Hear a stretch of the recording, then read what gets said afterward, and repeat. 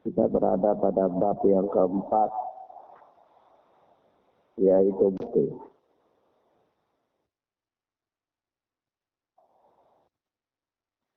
Keterangan tentang hal-hal yang berkaitan dengan kejujuran. Kita sampai pada hadis yang ke-56 dari kitab Riyadhus Shalihin, atau hadis yang kedua dari bab Sidq. Berkata Al-Imam An-Nawawi rahimahullah, At-Tsani an Nabi Muhammad Al-Hasan bin Ali bin Abi Thalib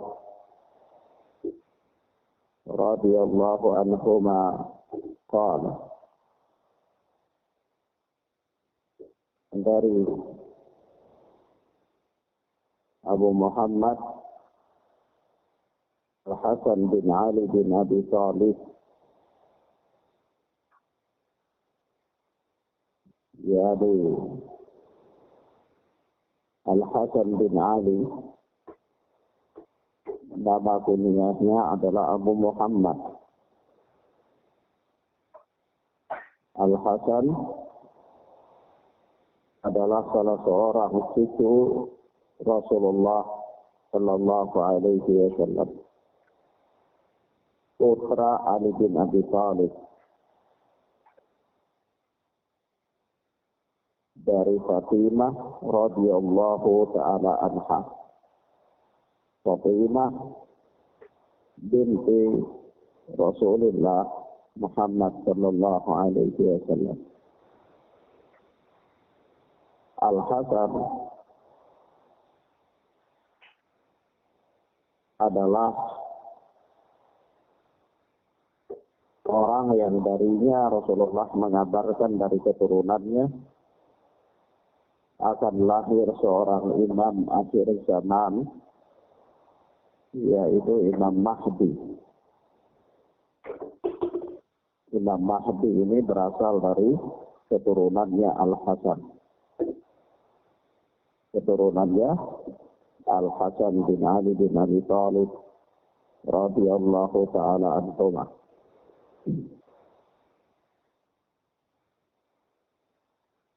Pada masa atau ketika terbunuhnya Ali bin Abi Thalib,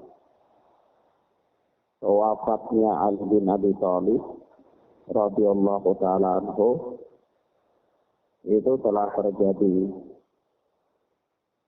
suatu peristiwa besar dalam sejarah Islam, yakni stabilitas keamanan terganggu ketika itu, sehingga muncul perselisihan di antara kaum muslimin. Terjadilah beberapa fitnah yang cukup terkenal, yakni fitnah perang Siffin dan fitnah perang Jamal.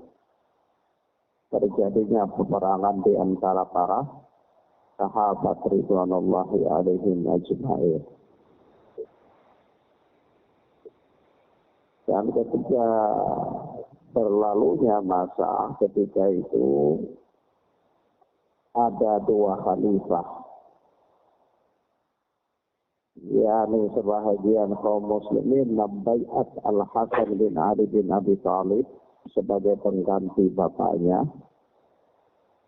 Adapun sebahagian lagi membaiat Muawiyah bin Abi Sufyan. Lalu dengan rahmat dan karunia dari Allah Subhanahu wa taala, Al-Hasan bin Ali bin Abi Thalib pun meletakkan kekuasaannya dan menyerahkan kekuasaannya kepada Muawiyah bin Abi Sufyan dalam rangka supaya tidak terjadi pertikaian dan pertumpahan darah di antara sesama kaum muslimin. Naam. Nah, beliau berkata dalam hadis ini,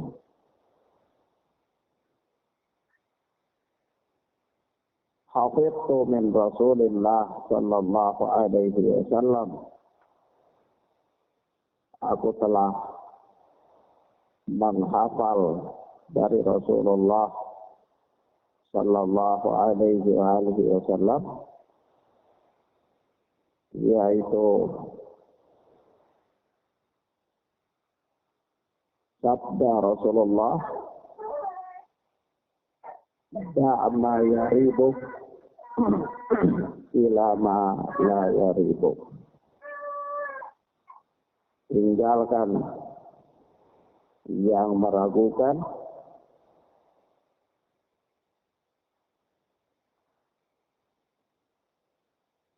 dan beralihlah kepada yang tidak meragukan. Tinggalkan yang meragukan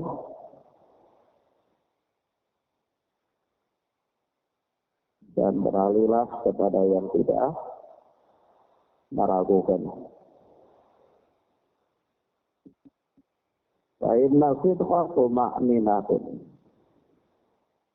Karena sesungguhnya sidqa, kejujuran itu adalah tuma'ninah, ketenangan. Wal kadhiba ribah, dan sesungguhnya al-kadhib, kedustaan itu adalah ribah, keraguan, ketidaktenangan, was-was, dan semisalnya. Imam Nawawi rawahu Tirmidzi wa qala haditsun sahihun. Hadits ini diriwayatkan oleh Al-Imam Tirmidzi dan beliau berkata haditsun sahihun. Ini adalah hadis yang sahih. Di sini kata yaribuk itu bisa dibaca dengan yaribuk, bisa dibaca dengan yuribuk. Maknanya adalah utruk ma tasyukku fi hillih wa'adil ila ma la tasyukku fi. Pengertian daripada yaribuk ini adalah tinggalkan yang meragukan kepada apa yang tidak meragukan. Naam. Maka ikhwana fiddin a'azzani Allah wa iyyakum. Hadis ini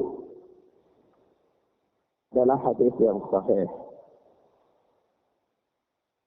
Hadis yang sahih. Maka ada beberapa pelajaran penting yang terkait dengan hadis yang mulia ini. Yang pertama, hadis ini dijadikan oleh para ulama sebagai sebuah kaidah yang agung.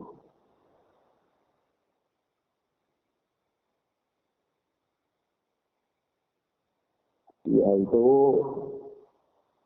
meninggalkan hal-hal yang meragukan dan mengambil hal-hal yang tidak meragukan. Nah, ini kaidah. Maka dari kaidah yang agung ini muncul banyak perkara. Perkara apa saja? Ya, kalau seorang dia ragu dalam suatu permasalahan, maka jalan keluarnya adalah tinggalkan yang meragukan kepada apa yang tidak meragukan.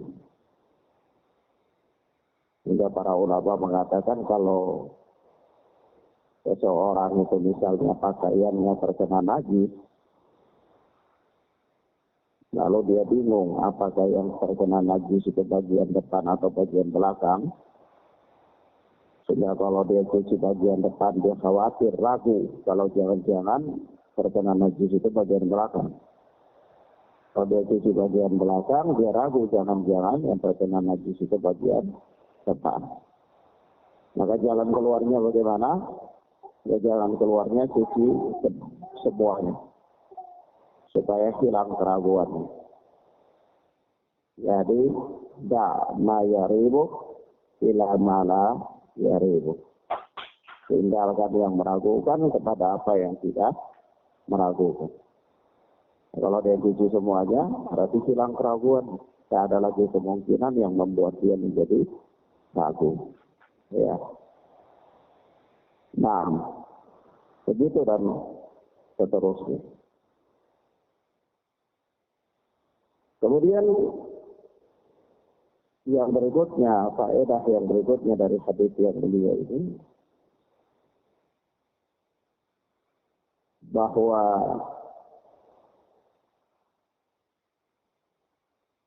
di dalam hadis ini terdapat anjuran untuk menahan diri dari setiap hal yang meragukan. Nahan diri dari setiap hal yang meragukan, hal yang syubhat. Baik meragukan dari sisi kehalalannya, atau meragukan dari yang semisal dengan itu. Misal seorang itu dia ragu apakah ini halal atau tidak.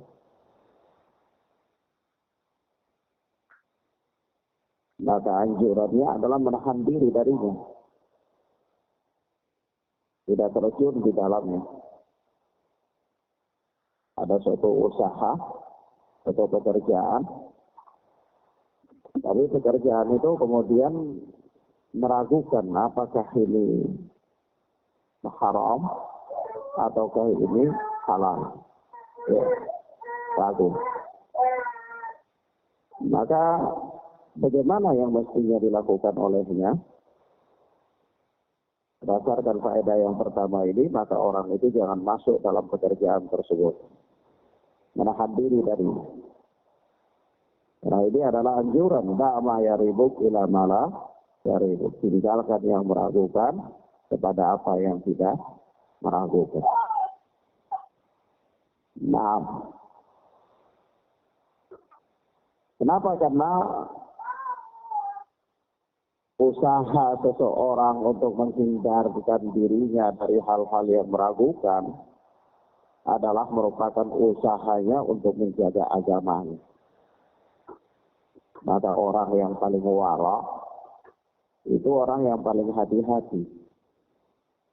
Bukan hanya dari hal-hal yang haram, tetapi dari hal-hal yang tidak jelas masih samar hukumnya. Kalau halal haram sudah jelas, lalu seseorang menjaga dirinya dari halal haram yang ketentuan dan ketetapan hukumnya jelas, maka ini biasa tingkatan semua manusia kaum muslimin. Karena setiap kaum muslimin berkewajiban untuk menjaga dirinya dari batasan-batasan yang halal dan haram. Tapi kalau menjaga diri dari hal-hal yang samar, inilah tingkatan orang-orang khusus. Orang-orang yang wara, kehati-hatiannya tinggi. Ya cenderung hal-hal itu mubah saja barangkali, tetapi dia lebih menjaga dirinya, sehingga dia terhindar dari hal-hal yang haram. Di sini ada suatu kisah ya Tuhan. Yaitu kisah yang berkaitan dengan seorang pemuda yang saleh terjadi di sebuah negeri yang bernama Kufah, di kota Kufah. Kufah itu Irak, ya. Pemuda ini bernama Nu'man. Pemuda ini bernama Thabit.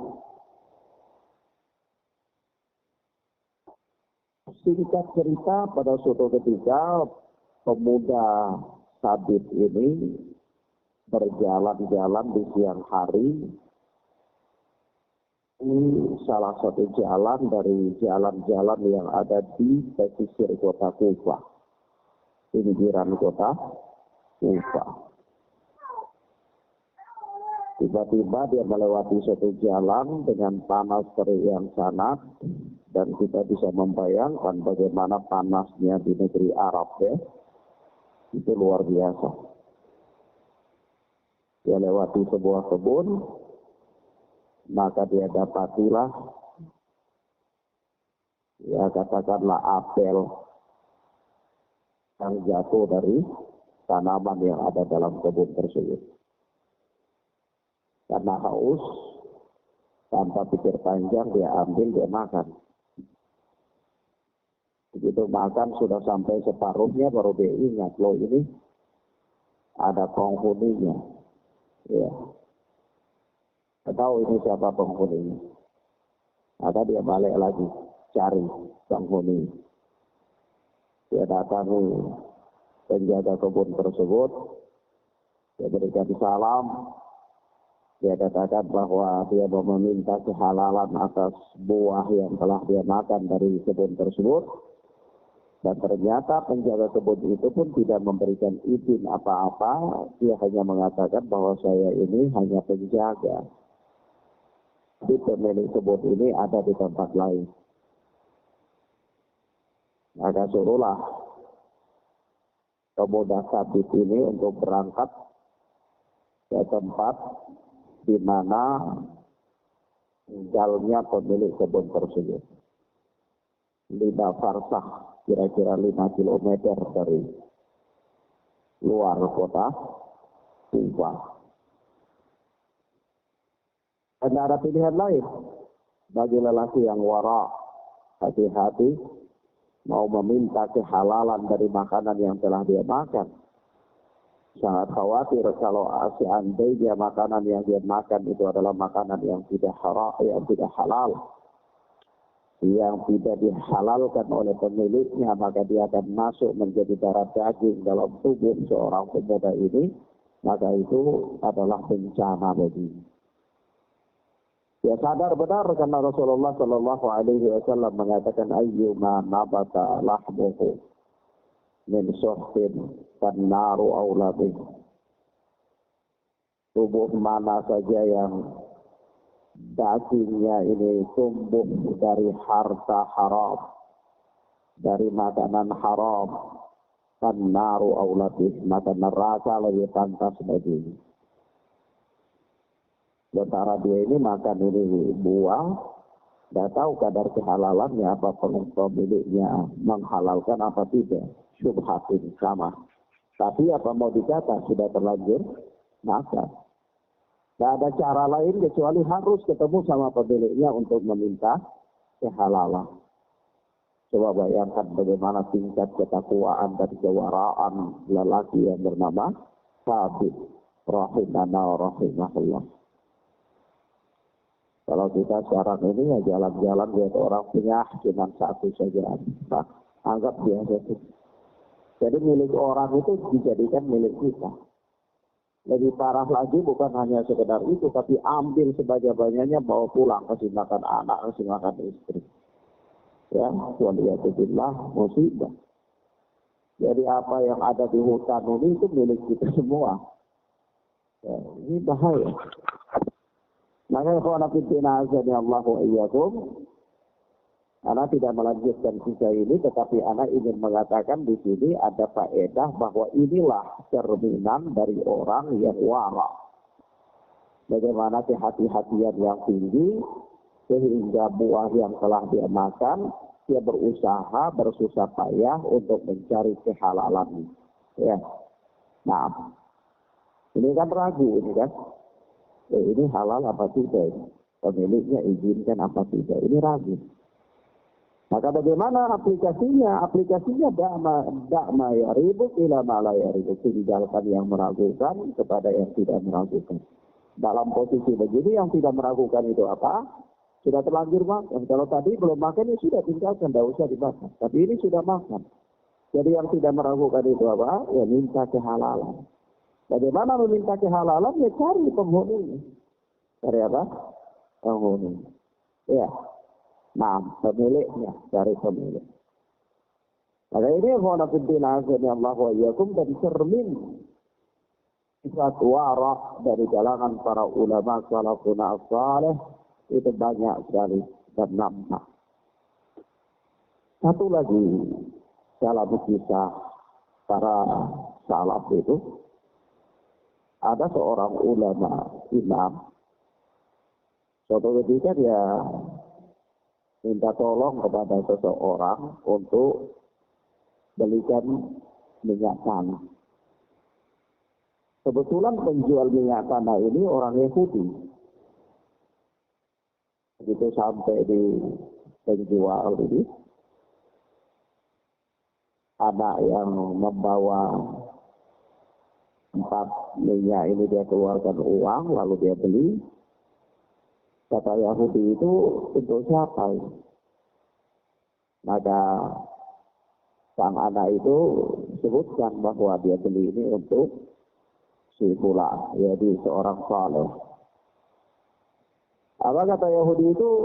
Oh, kalau untuk orang itu, maka kedudukan dia di mata kalian itu sama dengan kedudukan dia di mata kami. Artinya apa? Bagaimana kalian menghormati dan menghargainya, maka kami pun sangat menghargai dan menghormati. Sehingga apa? Ini anggap saja hadiah dari itu, tidak usah beli, bawa pulang uang, tapi ini minyaknya bawa kepada sang imam tersebut. Dalam rangka apa? Menghormati. Begitu orang yang membeli ini sampai di rumahnya sang imam, dia bawa ini minyak, lalu dia juga kembalikan uang. Sang imam itu loh, kok ada minyak, nggak ada minyak, ada uangnya juga. Kenapa?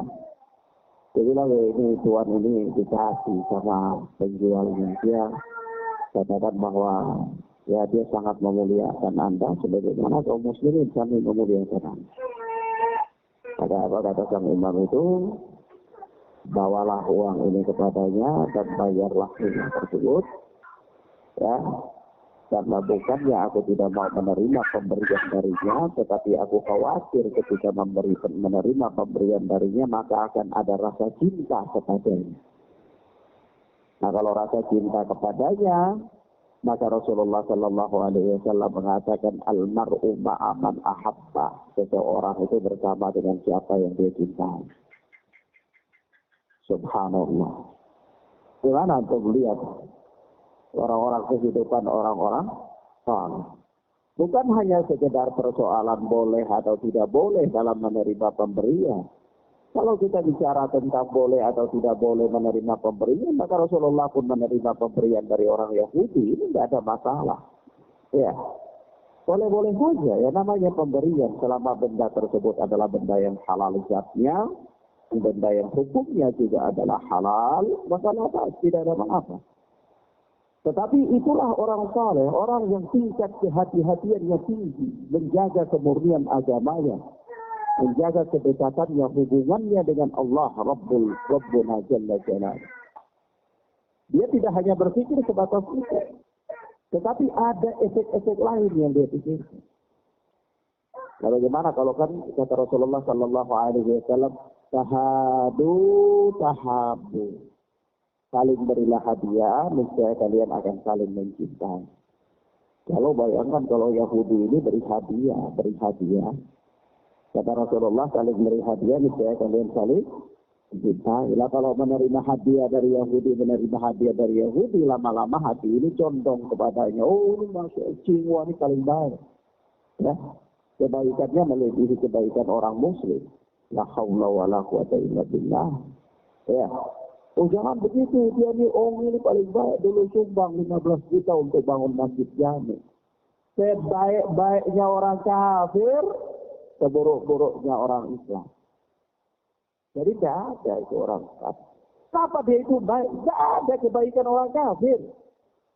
Kalau seandainya dia baik, maka dia tidak akan mempersekutukan Allah Subhanahu wa Ta'ala. Kebaikannya bagaimana Allah sendiri mengkafirkan dia, kata Allah, laqad kafara alladziina qalu innallaha thalithun thalatha. Sungguh telah kafir orang yang mengatakan Allah itu Trinitas. Nah, Allah Subhanahu wa taala mengkafirkan dia. Apakah Allah tidak tahu bahwa ada di antara orang yang mengatakan Allah itu Trinitas itu punya kedermawanan? Apakah Allah tidak tahu bahwa mereka itu juga banyak menyumbang? Ya. Apakah Allah tidak tahu bahwa nanti di antara mereka yang memiliki keyakinan Trinitas ini mereka banyak bersedekah misalnya? Allah tahu.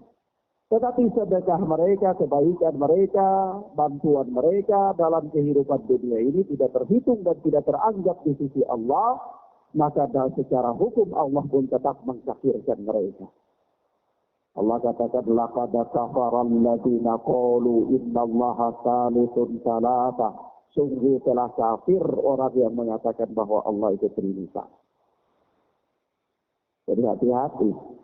Jangan sampai musim-musim kampanye lalu nanti ada slogan kafir yang tidak korup lebih baik dari muslim yang korup.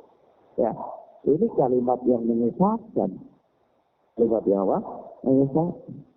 Kenapa? Karena di antara rahmat dan karunia Allah Subhanahu wa taala, itu kata Allah, andai dunia ini lebih mulia atau lebih baik daripada selembar sayap nyamuk, niscaya Allah tidak akan membiarkan orang kafir untuk minum walaupun seteguk air.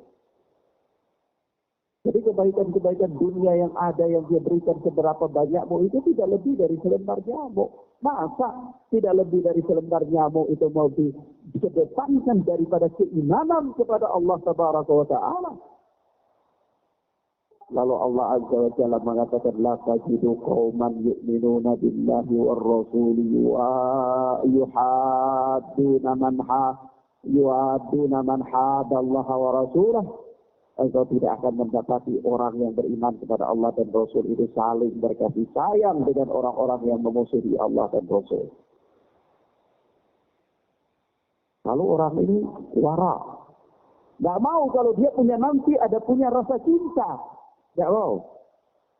Apalagi sampai rasa pembelaan terhadap orang kafir.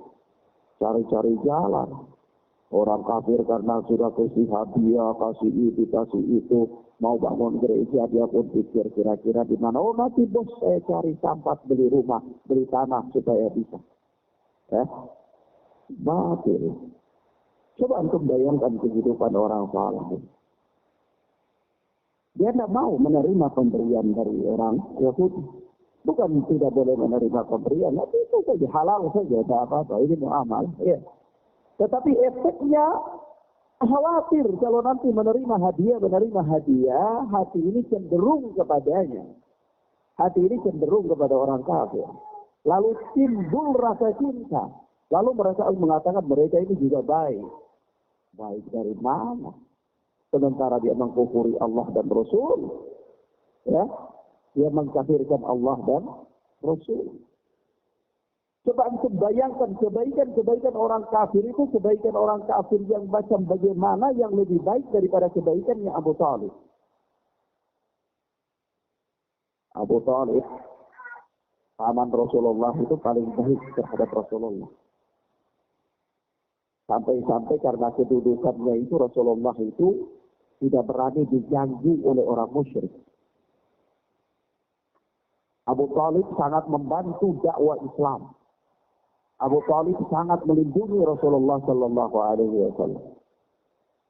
Sampai ketika Abu Talib hendak wafat itu datang Rasulullah di sisinya duduk dan mengatakan, ya am, qul la ilaha illallah, kalimatan uhajju laka biha indallah. Hai pamanku, ucapkanlah kalimat la ilaha illallah. Satu kalimat yang aku akan berargumen di sisi Allah untuk membela-Mu ya Allah. Ya pamanku. Ini ucapkan ini masuk Islam. Tauhidkan Allah. Nanti dengan kalimat itu saya akan berhujjah di hadapan Allah untukmu. Tapi apa yang terjadi? Abu Talib enggan untuk mengucapkan kalimat tersebut, mati dalam keadaan kafir, maka kebaikan demi kebaikan yang dilakukan oleh Abu Talib itu tidak berarti apa-apa. Tidak ada nilainya. Apa tidak ada nilainya? Mati masuk neraka. Mati coba? Nah. Sampai Rasulullah sedih berdoa dan berdoa kepada Abu Talib karena ingat kebaikan-kebaikan pamannya. Ingat pembelaan-pembelaan pamannya. Berdoa dan berdoa dan berdoa. Tetapi Allah Subhanahu wa taala kemudian menegur Rasulullah sallallahu alaihi wasallam, "Ya ayyuhan nabi, innaka la tahdi man ahbabta walakinna Allah yahdi man yasha." Wahai Nabi, engkau tidak bisa memberikan hidayah kepada siapapun yang engkau cintai. Tetapi Allah lah yang memberikan hidayah kepada siapa yang Allah kehendaki. Ya. Lalu seorang alim ini takut pada rasa cinta. Nanti almar'u ma'aman ahabba, seseorang dibangkitkan dengan orang yang dia cintai. Waduh gawat. Lu antum cinta sama Kiki misalnya. Karena kebaikan-kebaikan yang antum dibangkitkan dengan Kiki. Kasihan. Ya. Kasihan.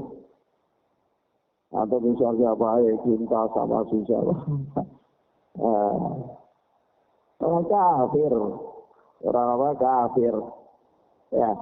Jangan karena ada kasih bantuan, beras, kopi, gula. Nilainya gak seberapa jika dibandingkan dengan keimanan kepada Allah Tabaraka wa Ta'ala. Allah Subhanahu wa Ta'ala mengatakan dalam hadis qudsi, kalau sekiranya orang kafir itu dia berbuat baik dalam kehidupan dunia, maka Allah balas dengan memberi dia makan di dunia dan tidak ada pahala apa-apa di akhirat. Tapi kalau orang mukmin yang memberikan orang mukmin yang melakukan kebaikan-kebaikan dalam kehidupan dunia, maka Allah simpan pahalanya nanti untuk dibalas di hari akhirat dan Allah kasih dia bonus berupa rezeki dalam kehidupan dunia. Ya. Jadi orang kafir kalau dia berbuat baik kembali kepada dirinya sendiri dalam kehidupan dunia. Tidak ada urusannya dengan kita, tidak ada urusannya. Maka dari itu apa? Suruh bawa pulang, bayar. Tidak tahu. Seorang alim ini tidak mau kalau nanti ada rasa cinta kepada orang yang lebih tersebut. Ini sikap apa? Sikap wara, kehati-hatian. Maka kalau nanti dinazari Allah wa iyyakum, orang yang menjaga dirinya, orang yang berhati-hati dalam beragama adalah sesungguhnya orang yang menjaga keselamatan agamanya. Orang yang menjaga keselamatan agama. Maka dalam hadis ini ada anjuran ya untuk menahan diri dari hal yang meragukan. yakni bersikap wara. Bersikap apa? Wara. Naam. Dan hadis ini juga termasuk di antara hadis yang dipilih oleh Imam Nawawi yang dimasukkan ke dalam kitab hadis Arba'in. Jadi hadis Arba'in itu ringkasan dari hadis yang ada di dalam Riyadhus Shalihin. Di 1600 sekian hadis dalam Riyadhus Shalihin itu dipilih-pilih oleh Imam Nawawi yang inti-intinya dapat 40 hadis, lalu beliau pisahkan sendiri dengan satu buku kecil yang namanya hadis Arba'in. Nah, di dalam hadis Arba'in itu salah satunya beliau juga meletakkan hadis ini, yaitu ma yaribuk ila mala yaribuk, tinggalkan yang meragukan kepada yang tidak meragukan. Jadi kalau antum misalnya jalan, apalagi di musim durian misalnya. Ya musim durian memang umumnya kita di Maluku ini kalau durian itu ya sudah, siapa yang dapat di bawah pohon itu sudah dihalalkan ya, umumnya. Nah, kalau antum sampai di suatu pohon kadang-kadang ada tuan pemilik dusunnya sudah pameri bersih, sudah bikin walang-walang. Nah ini jadi masalah. Apakah dia izinkan antum untuk ambil atau tidak? Ya. Kalau dia izinkan antum untuk ambil kan tidak perlu dia bersihkan, apalagi sampai dia bikin pagar, apalagi sampai dia bikin walang-walang. Artinya sudah tertanda bahwa dia yang mau jaga, antum tidak boleh datang lagi. Nah, kalau antum datang ambil di sini ini jadi hal yang meragukan tingkat kehalalannya. Maka dari itu sudah Anda ingatkan juga beberapa tahun markis itu berdiri bahwa apa? Ini perkara yang syubhat. Kita tidak pernah mengambil hal-hal yang demikian. Ini kan ini perkara syubhat. Ya. Nah, ada pohon durian jatuh untuk jalan itu dicari durian kalau kecewa. Hati-hati. Apakah ini memang sudah dihalalkan oleh pemiliknya atau tidak? Sudah dihalalkan oleh apa? Revelenya atau tidak. Ya, ini jadi masalah. Ya. Nah, maka dari situ apa? Yang lebih selamat adalah da'ma yaribu ila ma la yaribu. Tinggalkan yang meragukan kepada apa yang tidak meragukan. Tidak usah pergi kewang. Ya. Kalau mau pergi kewang, ya kewang di pohon sendiri saja. Ya, di dusun sendiri. Maka subhanallah, ini perkara yang luar biasa agama. Orang mengerti agama ini, maka dia akan menjaga dirinya dari keselamatan. Lurus. Dan dia tidak akan pernah melihat kepada apa yang menjadi hak milik orang lain. Dia cukupkan dirinya dengan apa yang telah Allah anugerahkan kepadanya.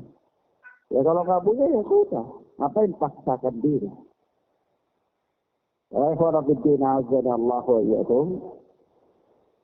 Ini perkara yang luar biasa ya. Perkara yang luar biasa. Da'ma yaribuk ila ma la yaribuk. Tinggalkan yang meragukan kepada apa yang tidak meragukan. Nah. Selanjutnya berkata Imam An-Nawawi rahimana wa rahimahullah as-salih. Hadis yang ketiga dalam bab ini, yaitu hadis yang ke-56. An Abi Sufyan Sakhar ibn Harb radhiyallahu anhu fi hadithihi at-tawil fi qissati Hiraqla. Dari Abu Sufyan Sakhar bin Harb. Abu Sufyan Sakhar bin Harb salah seorang sahabat ya, sahabat Rasulullah. Abu Sufyan ini masuk Islam pada tahun penaklukan Makkah, termasuk terakhir. Termasuk sahabat-sahabat yang terakhir masuk Islam. Tahun penaklukan Makkah itu kan tahun 8 Hijriah, ya. Sementara Rasulullah wafat pada tahun 11 Hijriah. Jadi ada berapa tahun saja ya? 3 tahun ya. 3 tahun sebelum wafatnya Rasulullah Shallallahu Alaihi Wasallam kurang lebih. Kata Imam Nawawi dari Abu Sufyan Sakhar bin Harb yang Allah telah meridainya fi hadithihi tawil fi qissati Hiraqla. Pada hadis yang panjang tentang kisah Heraklius. Kisah apa? Heraklius. Heraklius ini adalah salah seorang raja Romawi yang bergelar kaisar. Jadi gelar-gelar raja Romawi itu kaisar ya. Nah ini salah satunya ini raja Romawi ketiga itu adalah Heraklius. Ya. Sama dengan Fir'aun. Fir'aun itu bukan nama orang. Jangan sampai antum menyangka Fir'aun itu nama orang, bukan. Fir'aun itu gelar raja Mesir, gelar bagi raja-raja Mesir. Jadi kalau raja-raja Mesir ketiga itu tuh namanya Fir'aun. Nah,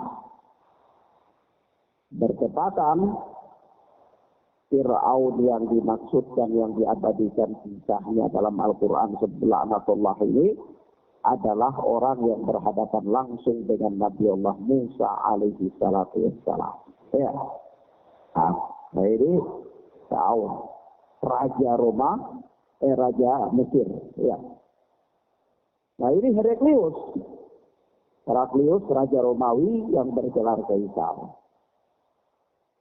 Dia berkata, qala Herakli, berkata Heraklius dalam kisah itu, famada ya'murukum. Yani An-Nabi sallallahu alaihi wasallam. Apa yang dia perintahkan kepada kalian? Yani Nabi itu, orang yang ngaku Nabi itu perintahnya apa kepada kalian? Gitu. Ya. Kalau Abu Sufyan itu, maka Abu Sufyan berkata, aku katakan, dia berkata, atau dia perintahkan, yakni Nabi Shallallahu Alaihi Wasallam perintahkan, u'budullaha wahdahu wa la tusyriku bihi syai'a. Sembahlah Allah saja dan janganlah mempersekutukan Allah dengan suatu apapun. Fatruku ma yaqulu aba'ukum, dan tinggalkanlah apa-apa yang dikatakan oleh bapak-bapak kalian. Yani tinggalkanlah apa-apa yang dikatakan oleh bapak-bapak kalian. Wa ya'muruna bis-shalah, dan dia memerintahkan kami untuk salat, wa sidqi wal afaf was silah. Dan jujur tetap menjaga kesucian diri dan menyambung hubungan silaturahim. Kata Imam Nawawi, muttafaqun alaih. Hadis ini adalah hadis muttafaqun alaih.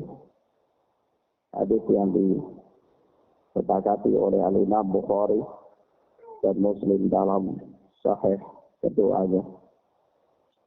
Ikhwana fiddina azanillahu wa iyyakum. Kisah Abu Sufyan berdialog dengan Raja Heraklius ini kisahnya panjang.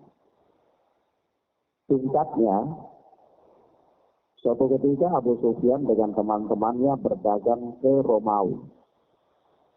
Waktu itu Abu Sufyan belum Islam. Dan Abu Sufyan sangat bermusuhan dengan Nabi Sallallahu Alaihi Wasallam. Sementara di wilayah Eropa dan sekitarnya telah tersebar berita bahwa muncul di kota Makkah seorang nabi. Ya, karena Nabi Muhammad SAW waktu itu dakwah secara terang-terangan. Ya, mulai dari turunnya Iqra bismi rabbikal ladzi khalaq, itu Rasulullah belum dakwah jadi nabi. Tapi belum dakwah terang-terangan, masih menyampaikan ini kepada keluarga-keluarga saja. Sampai bunyi turunnya ayat ya ayyuhal muzammil qumil laila illa ya ayyuhal mudaththir qum fa'anzir wa thiyabaka fatahhir. Ya, ini turunnya ayat ini baru Rasulullah itu berdakwah secara terang-terangan jadi rasul. Jadi ayat inilah ayat yang dengannya Rasulullah dinobatkan menjadi Rasul. Ya.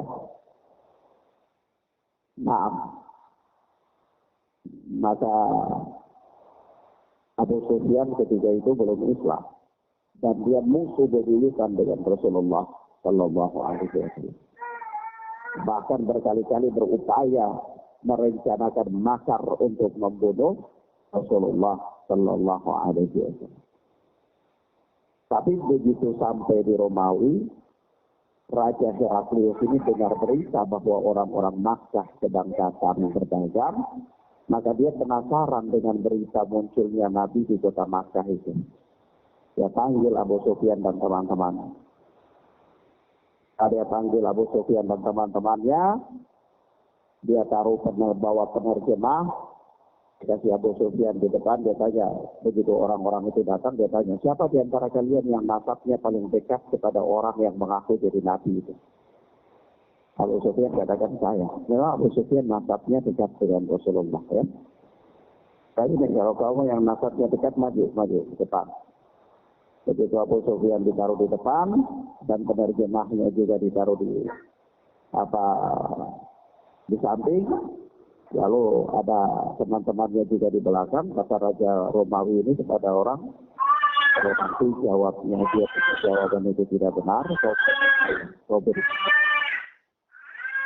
jadilah dialog antara Raja Romawi ini, yakni Heraklius dengan Abu Sufyan. Heraklius ini bertanya kepada Abu Sufyan dengan beberapa pertanyaan. Salah satu pertanyaannya yang disebutkan oleh Al-Imam An-Nawawi rahimahullah penggalannya di hadis ini. Yaitu apa? Abu Heraklius itu sama kayak Moroko. Orang yang mengaku Nabi itu dia perintah kalian untuk dia datang bawa misi apa? Perintahnya itu apa saja? Maka Abu Sufyan bayangkan ketika itu Abu Sufyan jadi musuh Rasulullah, masih jadi musuh Rasulullah, belum Islam ya. Tetapi karena kejujuran bagi bangsa Arab itu adalah merupakan akhlak yang terpuji, walaupun terhadap musuh mereka tidak mau berdusta. Abu Sufyan katakan dalam sebagian riwayat, kalau seandainya aku mau berdusta, maka aku lebih layak untuk berdusta ketika itu. Lawang saya dengan Rasulullah ada bermusuhan kok. Ya.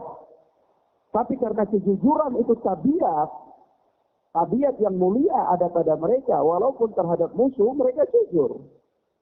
Tapi kalau kita ini kan tidak jujur. Ya. Kalau sudah sentimen seseorang, kebaikan seseorang itu hilang semuanya, tidak ada kebaikan. Ya. Bahkan kalau cerita tentang dia itu keburukan saja, fitnah, ghibah, dan seterusnya. Dan ini apa? akhlak yang tidak terpuji, akhlak yang buruk. Nah, untuk bayangkan Abu Sufyan yang ketika itu belum Islam, musuh bebuyutan dengan Rasulullah, tapi karena kejujuran adalah merupakan akhlaknya mereka, maka ketika itu dia jawab pertanyaan Heraklius dengan jawaban yang jujur. Apa kata dia? Kata Abu Sufyan itu, yaqul u'budullaha wahdahu wa la tusyriku bihi syai'an. Perintahkan kami supaya sembahlah kalian Allah saja dan jangan mempersekutukan Allah dengan suatu apapun. Lalu watruku ma yaqulu aba'ukum, dan tinggalkanlah apa-apa yang dikatakan oleh bapak-bapak kalian. Ini tinggalkan adat istiadat yang tidak sesuai dengan agama. Ya. Padahal apa ketika itu Rasulullah katakan kepada mereka? Rasulullah ketika mendakwahi kaum muslimin ketika itu Rasulullah tidak berkata dengan kalimat seperti ini. Rasulullah sallallahu alaihi wasallam berkata, "Qulu la ilaha illallah," ucapkanlah oleh kalian la ilaha illallah.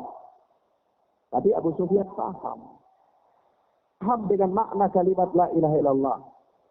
Kalau mengucapkan kalimat la ilaha illallah itu berarti menetapkan bahwa Allah satu-satunya sesembahan yang berhak disembah dan harus menafikan sesembahan-sesembahan selain Allah. Tidak boleh ada. Tidak boleh ada berhala-berhala yang biasanya dikatakan oleh bapak-bapak kita dan seterusnya, itu tidak boleh ada. Jadi Abu Sufyan pahamnya begitu kalimat ini.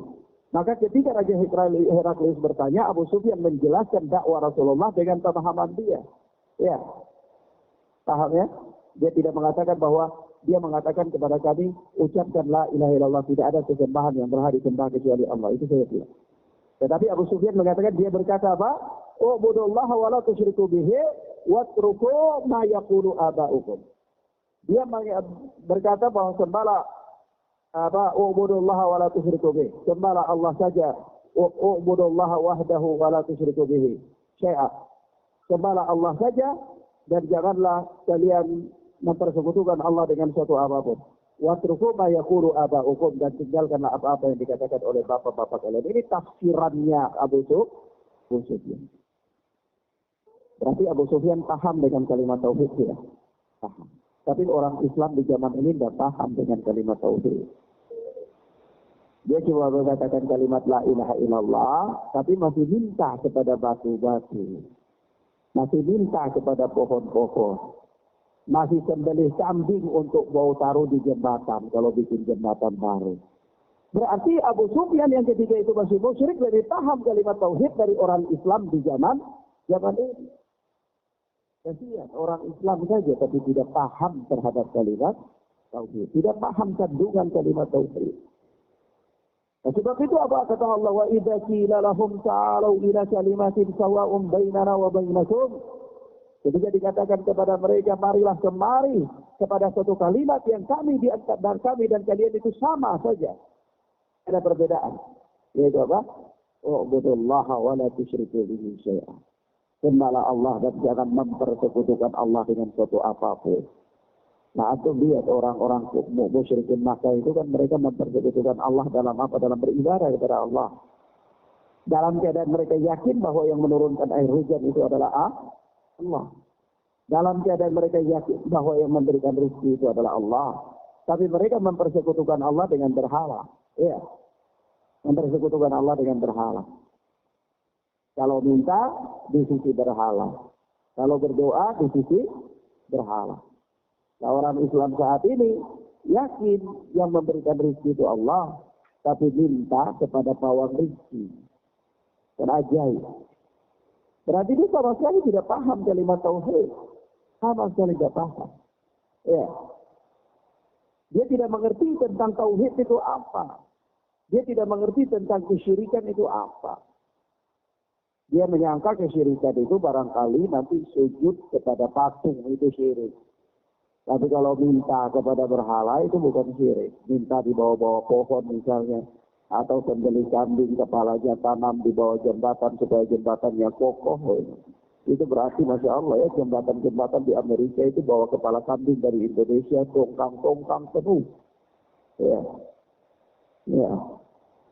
Supaya apa? Supaya jembatan-jembatannya kuat. Ya.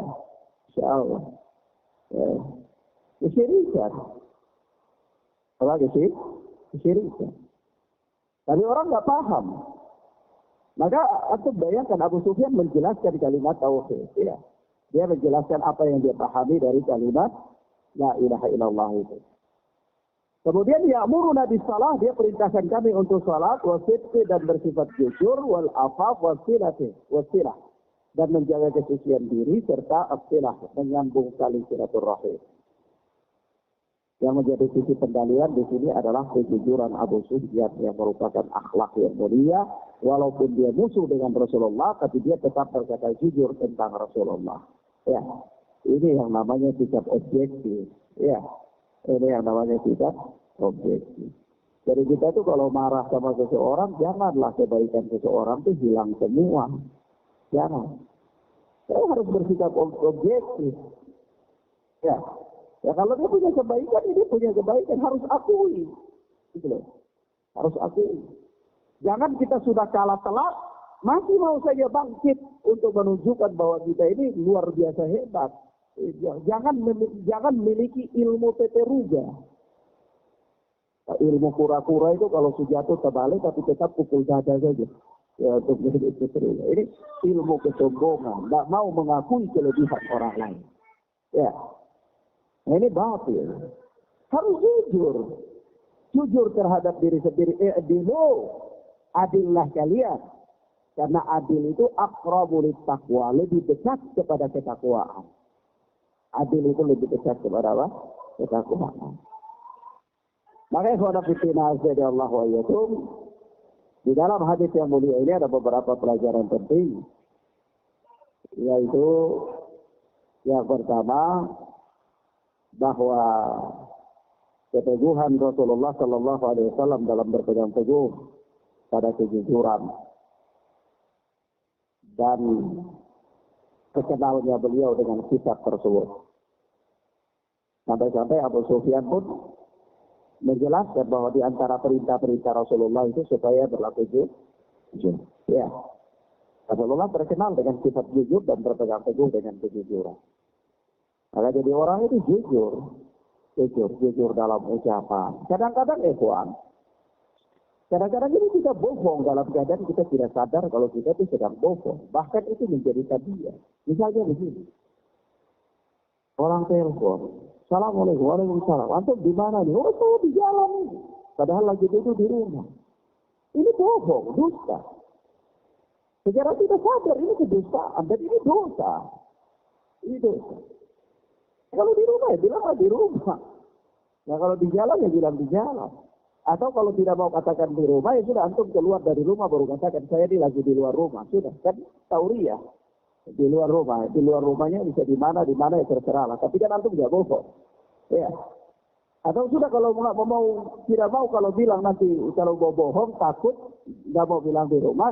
Antum keluar lagi di jalan berdiri di jalan di situ lagi katakan saya lagi di jalan. Sudah. Beres. Baru di situ masuk lagi dalam rumah. Karena bohong. Ya. Daripada antum duduk di rumah lagi mengatakan saya lagi di jalan. Itu bohongan. Bohongan. Nah kalau setiap ini menjadi kebiasaan, ya Allah, ini khawatir. Nanti antum yuktaba indallahi kadzaban, dicatat di sisi Allah sebagai pendusta. Dicatat di sisi Allah sebagai apa? Pendusta. Ini hal yang paling kecil. Hal yang paling kecil. Maka kalau jadi orang itu pribadinya jujur. Karena jujur itu membawa ketenangan. Jujur itu membawa apa? Ketenangan. Orang yang jujur itu tenang saja, tidak ada masalah. Kalau orang yang tidak jujur itu was-was, selalu saja was-was. Ya. Nah, kadang-kadang mau ketemu orang dia yang kita pernah bohongi dia itu jadi malu, jadi putar jalan, mau ketemu putar. Kenapa? Karena inilah buah dari ketidakjujuran. Buah dari apa? Ketidakjujuran. Ayah wa nafitina asyari Allah wa iyyakum. Maka dari itu kalau seseorang itu sebelum dia berbicara, hendaklah dia pilih kejujuran. Dia pilih apa? Kejujuran. Yang kedua, faedah yang kedua dari hadis yang mulia ini, bahwa puncak dari agama Islam ini adalah tauhid. Puncak dari agama Islam ini adalah tauhid, yaitu mengesahkan Allah dalam beribadah kepada Allah. Maka Allah ajarkan kita untuk berdoa dengan kalimat ini 17 kali ya, dalam sehari semalam. dalam 17 rakaat sholat wajib. Yaitu apa? Iyyaka na'budu wa iyyaka nasta'in. Hanya kepada Engkau lah ya Allah kami menyembah, dan hanya kepada Engkau lah ya Allah kami meminta. Hanya kepada Engkau kami meminta. Ini kalau dalam susunan bahasa Arab, ini maf'ulnya ini dikedepankan ini. Objeknya itu dikedepankan. Harusnya begini kalau susunan yang anunya itu na'budu iyyaka wa nasta'inu iyyaka. Kami menyembah kepada Engkau dan kami meminta kepada Engkau. Begitu ya. Jadi Allah di sini maf'ul, Engkau di sini Allah adalah tempat meminta. Tetapi ini kalimatnya terbalik. Maf'ulnya, objeknya itu dikedepankan. Iyyaka na'budu wa iyyaka nasta'in. Hanya kepada Engkaulah kami menyembah, hanya kepada Engkaulah kami meminta. Artinya apa? Susunan kalimat ini memberikan pembatasan. Karena kalau kita menggunakan kalimat begini, na'budu iyyaka wa nasta'inu iyyaka. Kami menyembah kepada Engkau dan kami meminta kepada Engkau, maka itu ada kemungkinan bisa menyembah kepada yang lain dan juga bisa meminta kepada yang lain. Misalnya saya katakan begitu, saya minta kepada Faisal. Ada kemungkinan saya juga bisa minta kepada Muhammad. Iya. Paham ya? Tapi kalau katakan begini, iyyaka nasta'in, hanya kepada Engkau lah saya minta, berarti tidak ada lagi kemungkinan meminta kepada yang lain. Paham ya? Maka kalimat ini adalah kalimat yang luar biasa sekali. Kalimat iyyaka na'budu wa iyyaka nasta'in ini. Hanya kepada Engkau lah ya Allah kami beribadah, kami menyembah. Tidak ada lagi peluang untuk kami menyembah kepada yang lain. Lalu ibadah itu apa saja? Ibadah itu bukan sholat saja. Doa juga kan ibadah, kata Rasulullah, ad-doa'u huwal ibadah. Doa itu adalah ibadah. Tapi kalau ada orang berdoa, ya Syekh Abdul Qadir Jailani, ya penghuni Gunung Krakatau, ya penghuni Gunung Murkele, berikanlah rezeki, berikanlah keselamatan, misalnya, ini syirik. Artinya dia beribadah kepada selain Allah. Padahal dalam kalimat ini dia mengatakan bahwa dia itu hanya beribadah kepada Allah saja. Ya Ustaz, saya tidak beribadah, saya cuma berdoa. Nah, doa itu satu jenis ibadah. Karena kata Rasulullah, ad-doa'u huwal ibadah. Doa itu ibadah. Ya. Paham ya? Doa itu ibadah. Begitu juga meminta. Maka kata Rasulullah, idza sa'alta fas'alillah wa idza sta'anta fasta'in billah. Kalau engkau minta, maka mintalah kepada Allah. Kalau engkau minta pertolongan, maka mintalah pertolongan kepada Allah. Mintalah pertolongan kepada Allah. Jangan minta pertolongan kepada Patimura. Ya, kepada Kapitan Patimura untuk melindungi antum. Patimura sudah tidak bisa melindungi dirinya karena sudah mati. Ya, bagaimana bisa melindungi orang yang hidup? Maka mintalah pertolongan kepada Allah Tabaraka wa ta'ala. Nah, ini hakikatnya tauhid. Hakikatnya tauhid. Orang-orang musyrikin Makkah itu dulu mereka punya satu pohon namanya Datu Anwar. Datu Anwar itu orang-orang musyrik kalau mau perang besok atau 3 hari atau 1 pekan mau perang, hari ini mereka bawa pedang-pedang mereka, tombak-tombak mereka, gantung di pohon yang namanya Datu Anwar itu, supaya senjata-senjata mereka itu sakti. Ya. Lalu suatu ketika para sahabat ini baru masuk Islam. Mereka mau pergi ke perang, mereka lewati pohon Datu Anwar, lalu mereka katakan kepada Rasulullah, ya Rasulullah, ij'al lana Datu Anwar kama lahum Datu Anwar.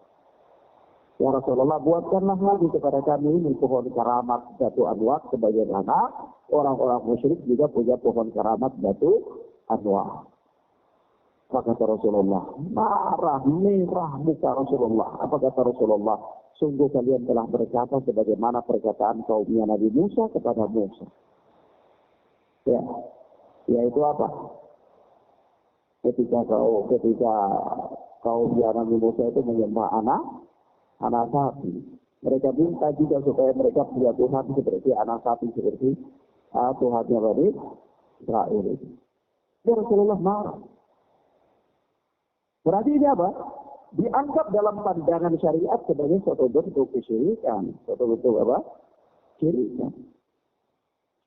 Makanya suara fitina Allah wa iyyakum sekali lagi bahwa hal yang paling penting bagi kita bahwa puncak dari agama Islam ini adalah tauhid. Puncak dari agama Islam ini adalah tauhid. Berapa banyak orang yang beragama Islam tetapi mereka tidak mengerti hakikat dan kandungan tauhid.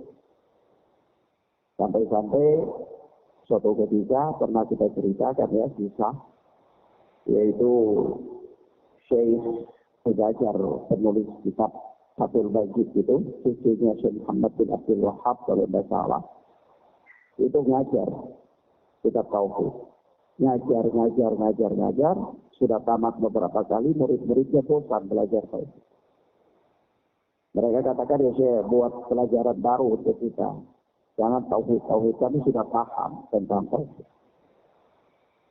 Kata Syekh, ya sudah nanti. Besok, begitu mau buka pelajaran baru, ternyata ada heboh. Kampung itu ribut, orang-orang lari ke sana, teriak-teriak, heboh. Cerita itu sampai kepada Syekh dan majelisnya, lalu ditanya ada apa? Wah, tidak Syekh, ternyata di sana ada seorang anak berzina sama ibunya. Semua orang langsung na'udzubillah, ya, langsung mengutuk perbuatan tersebut. Mereka yang jelas menganggap ini adalah sebuah kemungkaran, dan memang ini kemungkaran. Ya. Lalu kata Syekh, coba periksa di sana, periksa apa benar kabar itu. Salah satu muridnya ke sana, cek, ternyata yang terjadi bukan seorang anak berzina sama ibunya, tetapi yang terjadi adalah ada orang bangun rumah lalu sembelih kambing, untuk kepala kambing itu ditanam di tiang rumah yang pertama. Lalu dia pulang, dia kata, tapi saya kabar kepada Syekh, ternyata bukan itu yang terjadi. Tapi yang terjadi itu adalah orang sembelih kambing sebagai tumbal untuk bangun rumah. Setelah mendengar berita ini, para murid-murid Syekh itu diam saja. Begitu diam, kata Syekh, sekarang saya paham bahwa kalian ini belum mengerti tentang pelajaran tauhid. Maka kita belajar lagi tauhid. Kenapa ya kawan? Jika ada seorang anak berzina sama ibu kandungnya, itu jadi heboh besar dan semua orang mengingkarinya. Tetapi ketika ada perbuatan syirik, orang tidak mengingkarinya.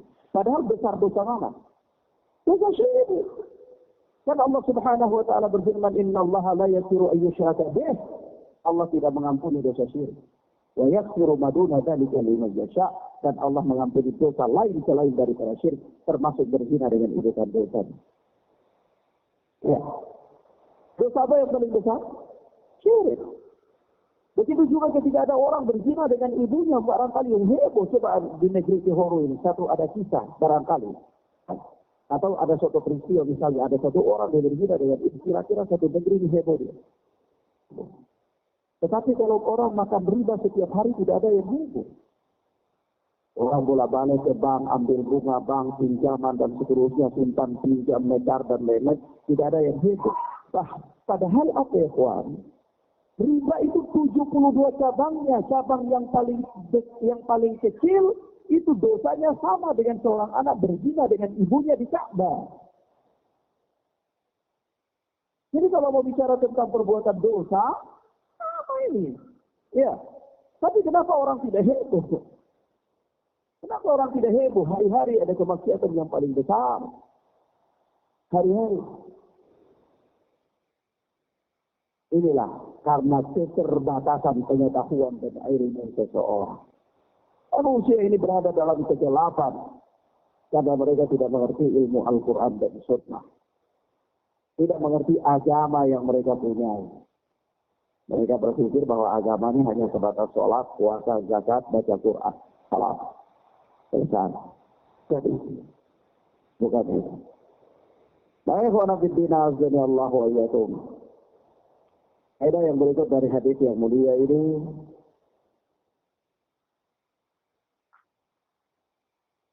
Ada pelajaran bahwa motivasi dan perintah untuk menjauhkan diri dari taklid buta.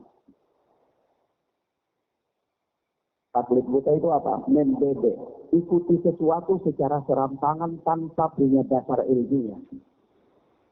Jadi kalau kita itu mau ikuti sesuatu, jangan asal-asalan, harus belajar dulu, pelajari ini layak untuk diikuti atau tidak. Layak untuk kita lakukan atau tidak. Kalau kita mengikuti sesuatu tanpa punya dasar ilmiah, itu namanya taklid buta. Sebab itu di dalam Al-Quran ya, Allah Subhanahu wa Ta'ala katakan begini, wa idza qila lahum, apabila dikatakan kepada mereka ittabi'u ma anzalallah, ikutilah apa yang diturunkan oleh Allah. Qalu bal nattabi'u ma wajadna 'alaihi aba'ana. Mereka berkata tidak, cukup bagi kami untuk mengikuti apa-apa yang kami dapati dari warisan bapak-bapak kami. Jadi mereka bersifat taklid kepada warisan bapak-bapak mereka, lalu meninggalkan Al-Quran. Meninggalkan apa? Al-Quran. Surat Al-Baqarah. Wa idza qila lahum ittabi'u ma anzalallah, ketika dikatakan kepada mereka ikutilah apa yang diturunkan oleh Allah dari langit, qalu bal nattabi'u ma wajadna 'alaihi aba'ana, mereka menjawab tidak, cukup bagi kami mengikuti apa-apa yang kami dapati bapak-bapak kami berada di atasnya. Maka mereka bertaklid buta kepada apa? Bapak-bapak mereka. Awalau kanu aba'uhum la yahtadun, walaupun bapak-bapak mereka itu tidak mendapatkan hidayah, begitu kata Allah. Padahal apa ya kawan? Di sini Abu Sufyan mengatakan bahwa Rasulullah perintahkan apa? Utruku ma yaqulu aba'ukum, tinggalkan apa yang dikatakan oleh bapak-bapak mereka. Yaitu apa? Tinggalkan warisan-warisan berupa kesyirikan kepada Allah. Ketika mereka mengatakan bal wajadna 'alaihi aba'ana, bahkan bagi kami apa yang kami dapati bapak-bapak kami berada di atasnya. Ini taklid buta. Lalu Rasulullah mendakwakan mereka untuk meninggalkan itu. Sebagaimana Abu Sufyan mengatakan, Rasulullah memerintahkan mereka untuk utruku ma yaqulu aba'ukum, tinggalkan apa yang dikatakan oleh bapak-bapak kalian. Ya. Nah, maka di sini menjadi sumber dalil ya, menjadi sisi pendalilan bahwa ada perintah, ada anjuran untuk meninggalkan sikap taklid buta. Ya Allah Subhanahu wa Ta'ala berfirman dalam surat Al-Isra, la taqfu ma laysa laka bihi ilmun inna sam'a wal basara wal fu'a kullu ulaika kana anhu mas'ula. Janganlah kalian mengikuti sesuatu secara serampangan, ya. Karena sesungguhnya pendengaran, penglihatan dan hati kalian akan ditanya oleh Allah. Jangan ikuti sesuatu kalau tidak punya dasar ilmiah. Jadi harus tahu dulu dasar ilmiahnya apa. Harus tahu dasar hukumnya. Tidak boleh hanya sekedar ikut-ikut. Karena agama bukan ikut-ikut, tetapi agama dibangun di atas dasar-dasar yang ilmiah, yaitu Al-Quran dan Sunnah. Begitu pula nanti orang-orang yang mengikuti yang diikuti. Orang-orang yang diikuti di dunia tanpa dasar ilmu, itu di akhirat mereka berlepas diri dari orang-orang yang mengikuti. Allah Subhanahu wa Ta'ala berfirman dalam surat Al-Baqarah, إِذْ تَبَرَأَ الَّذِينَ اتَّبَعُوا مِنَ الَّذِينَ اتَّبَعُوا وَرَأَوُا الْعَذَابَ وَتَقَطَّعَتْ بِهِمُ الْأَسْبَابُ. Tatkala orang-orang yang diikuti di dunia itu berlepas diri dari orang-orang yang mengikuti mereka, ketika melihat adab Allah tanpa ada sebab apa-apa, maka terputuslah hubungan di antara mereka.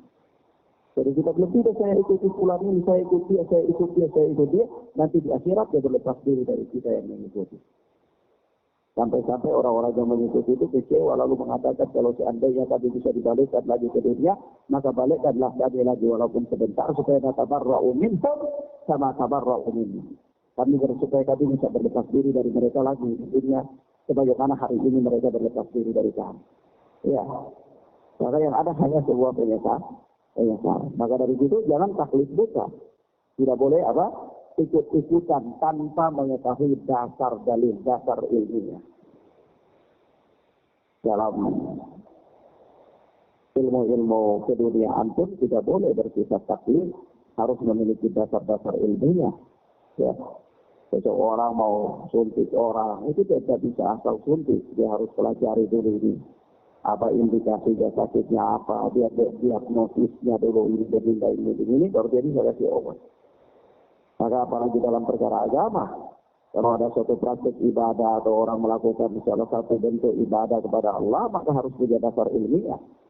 Karena namanya dasar ilmiah itu adalah dasar hukum, apakah Al-Quran ataupun sunnah Nabi Sallallahu Alaihi Wasallam. Karena agama yang mulia ini hanya terbangun di atas Al-Quran dan sunnah Nabi Sallallahu Alaihi Wasallam. Kata Rasulullah, taraktu fikum amrayni in tawasaktum bihi ma lam tadillu abadan. Aku tinggalkan kepada kalian dua perkara yang apabila kalian berpegang teguh dengannya, maka kalian tidak akan sesat selama-lamanya. Yaitu Al-Quran dan sunnah Rasulullah sallallahu alaihi wasallam. Atau kama ja'a fil hadis. Baik. Kemudian akhwana fiddina azzinallahu wa iyyakum, ini beberapa hal yang bisa kita sampaikan pada kesempatan yang mubarak ini. Mudah-mudahan bermanfaat bagi kita insyaallah taala. Allahumma yassir lana wa la tu'assir alaina.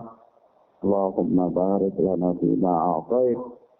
Subhanakallahumma bihamdika asyhadu an la ilaha illa anta astaghfiruka wa atubu ilaik. Wassalamu alaikum warahmatullahi wabarakatuh.